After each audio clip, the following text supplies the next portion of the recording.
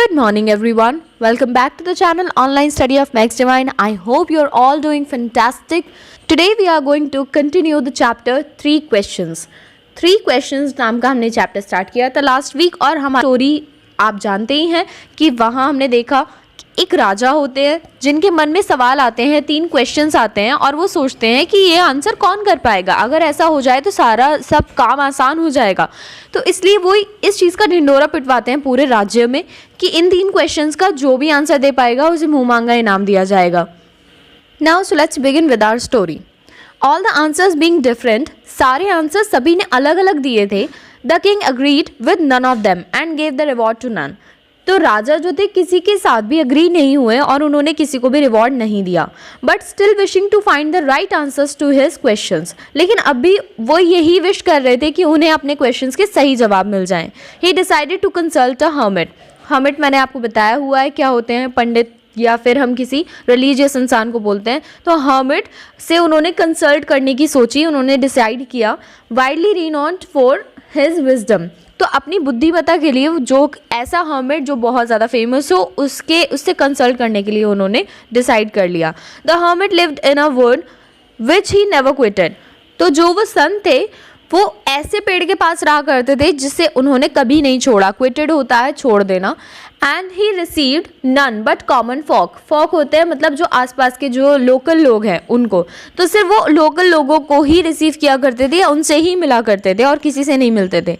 So the king put on simple clothes and, इसीलिए राजा बिल्कुल सिंपल कपड़े पहनते हैं और before reaching the hermit cell dismounted from his horse. और संत की रिहाइश की जगह पर पहुंचने से पहले वो अपने घोड़े से डिसमाउंट होता है, उतर जाना, तो वो उतर गए। लिविंग हिज बॉडीगार्ड बिहाइंड, और अपने बॉडीगार्ड को पीछे ही छोड़ते हुए ही वेंट ऑन अलोन, और वो आगे अकेले ही बढ़े।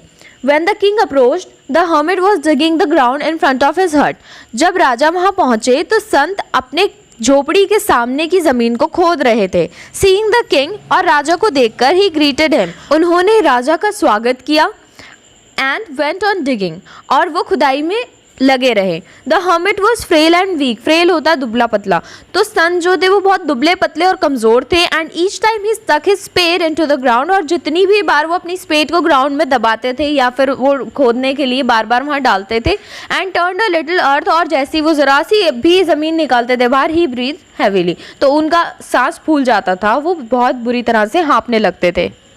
The king went up to him and said, और राजा उनके पास गए और उन्होंने कहा, I have come to you, मैं आपके पास आया हूँ, वाइज हर्मिट, बुद्धिमान संत, to ask you to answer 3 questions, ताकि मैं आपसे 3 सवालों के जवाब ले सकूँ। How can I learn to do the right thing at the right time, मैं किस तरह से लर्न कर सकता हूँ या मैं किस तरह से सीख सकता हूँ कि सही चीज़ को सही वक्त पर कैसे किया जाए। Who are the people I most need and to whom should I therefore pay more attention than to the rest। तो वो कौन से लोग हैं जिनकी मुझे सबसे ज़्यादा ज़रूरत है और वो कौन से लोग हैं जिन पर मुझे ज़्यादा ध्यान देना चाहिए। And what affairs are the most important and need my first attention, और कौन से ऐसे काम हैं जो कि ज़्यादा इंपॉर्टेंट हैं और सबसे पहले उन्हें मेरी अटेंशन चाहिए, यानी मुझे वो काम सबसे पहले करने चाहिए। The hermit listened to the king but answered nothing। संत ने राजा को सुना मगर किसी भी बात का जवाब नहीं दिया। He just pat on his hand and recommends digging. तो संत ने क्या किया, उनकी बात सुनी और उसके बाद में वापस अपना काम उन्होंने शुरू कर दिया। रिकमेंस्ड होता है कि अपना काम दोबारा से, जैसे रोका हुआ काम है तो उसे दोबारा शुरू कर देना। यू आर टायर्ड, तुम थके हुए हो, सेड द किंग। राजा ने कहा, let me take the spade and work a while for you, तो मुझे आपका ये स्पेड लेने दीजिए और मुझे ये काम करने दीजिए। थैंक्स, शुक्रिया, said the hermit। hermit ने कहा। and giving the spade to the king he sat down on the ground, और उन्होंने स्पेड राजा को दे दी और फिर वो ग्राउंड पर बैठ गए। when he had dug 2 beds, और जब उन्होंने 2 बेड के बराबर सब खोद दिया, the king stopped, राजा रुक गए। and repeated his question, और उन्होंने अपना सवाल फिर से कंटिन्यू किया, रिपीट किया। the hermit again gave no answer, और संत ने फिर से कोई जवाब नहीं दिया, but said, here comes someone running, यहाँ कोई आ रहा है दौड़ता हुआ। Let us see who it is, देखते हैं ये कौन है। द किंग टर्न्ड अराउंड, और राजा मुड़े and saw a bearded man come running out of the wood, और उन्होंने देखा कि एक दाढ़ी वाला आदमी लकड़ियों में से यानी जंगल की तरफ से आ रहा है दौड़कर।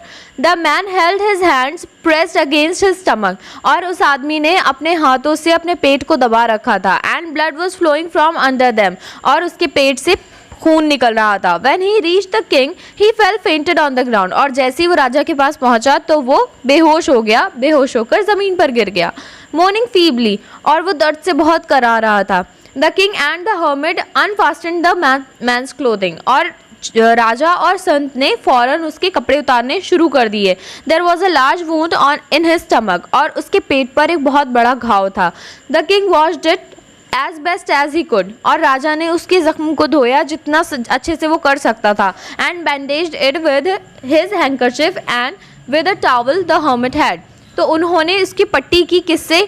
हैंकरचीफ यानी रुमाल और एक टॉवल से जो कि हर्मिट के पास था। But the blood would not stop flowing, लेकिन फिर भी खून रुक नहीं रहा था। And the king again and again remove the bandage soaked with warm blood and wash the rebandaged wound, और क्या हो रहा था वहाँ उस कंडीशन में कि जो बैंडेज था वो बार बार गर्म खून में सन रहा था, पूरा सोक हो रहा था, भीग रहा था, तो उन्हें बार बार सारी वो बैंडेज जो थी वो बार बार बांधनी पड़ रही थी, यानी पट्टी उन्हें बार बार करनी पड़ रही थी उस जख्म पर। When at last the blood ceased flowing, the man revived and asked for something to drink, और जब वो खून रुका तो उसके बाद वो आदमी दोबारा रिवाइव यानी उसको होश आया और उसने कुछ पीने के लिए मांगा। The king brought fresh water and gave it to him, और फिर राजा उसके लिए ताज़ा पानी लेकर आया और उसे पिला दिया। Meanwhile the sun had set, और इसी दौरान सूरज भी ढल चुका था। And it had become cool, और इस वक्त ये जो माहौल था वो ठंडा हो गया था। So the king with the hermit's help carried the wounded man into the hut and laid him on the bed, और hermit की हेल्प से उन्होंने wounded उस जख्मी आदमी को उठाया, उसे हट में ले गए और बिस्तर पर लिटा दिया। Lying on the bed, the man closed his eyes and was quiet, और वो आदमी उसने अपनी आंखें बंद कर लीं बिस्तर पर लेटकर और वो खामोश हो गया। But the king was so tired from his walk and from the work he had done that he crouched down on the threshold and also fell asleep so soundly that he slept all through the short summer night.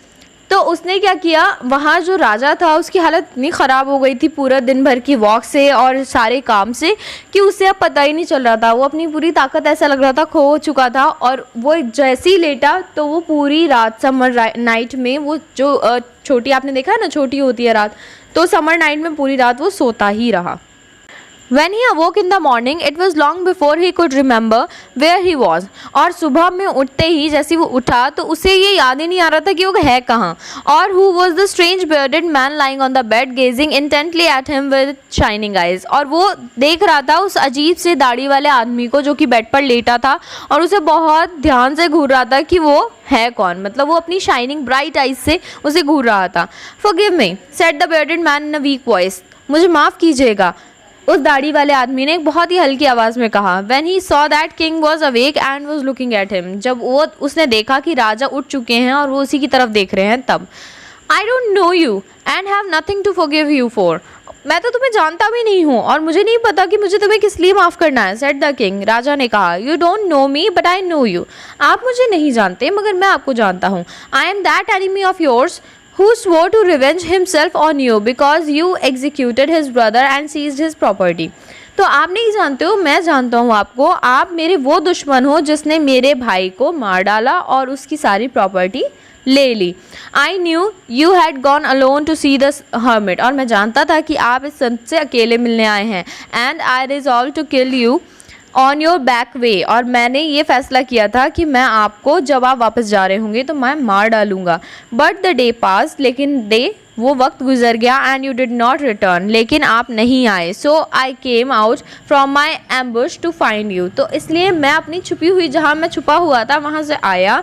And came upon your body guard, और मैं आपके bodyguard से टकराया। And they recognised मी, और उन्होंने मुझे पहचान लिया। एंड वुंडेड मी, और मुझे जख्मी कर दिया। आई एस्केप फ्रॉम देम, और मैं उनसे बचकर भागा। But should have bled to death had you not dressed my wound, तो मैं इतना मेरा खून बह गया था कि मैं मर जाता, लेकिन आपने ही मेरे ज़ख्म को ड्रेसअप किया या फिर बैंडेज की, वहाँ पट्टी की। I wish to kill you, मैं अब भी आपको मारना चाहता था। And you have saved my life, लेकिन आपने मेरी ज़िंदगी बचाई। नाउ इफ़ आई लिव, अगर मैं जिया, and if you wish it, और अगर आपने ऐसा चाहा, I will serve you as your most faithful slave, तो मैं आपका हमेशा एक वफादार गुलाम बन के रहूँगा। And will bid my sons to do the same, और मैं अपने बच्चों से भी यही कहूँगा कि आप भी उनकी सेवा करें। फॉरगिव मी, मुझे माफ़ कर दीजिए। So that is it for today. I hope you have understood the chapter. और चैप्टर बहुत इजी है अभी तक आपने जो भी देखा। अगर इन केस आपको कोई भी डाउट है, you can just simply ask me on my personal number. इसके अलावा जो आपका होमवर्क है, आप इस पेज की भी हैंड राइटिंग करेंगे। एक जो आपने लास्ट वीक करके दी थी उसके अंदर आपने कर्सिव यूज़ नहीं किया था, इसलिए इस बार आपको कर्सिव हैंड राइटिंग यूज़ करके मुझे एक पेज सेंड करना है। रिमेंबर, आपकी अटेंडेंस आपकी होमवर्क से ही लगेगी। अगर आपने होमवर्क मुझे सेंड किया, आप सिर्फ तभी माने जाएंगे कि आपने क्लास अटेंड की थी। आई होप कि आपके सारे पॉइंट्स ये सब क्लियर हो गए होंगे। And now good bye, see you in the next class.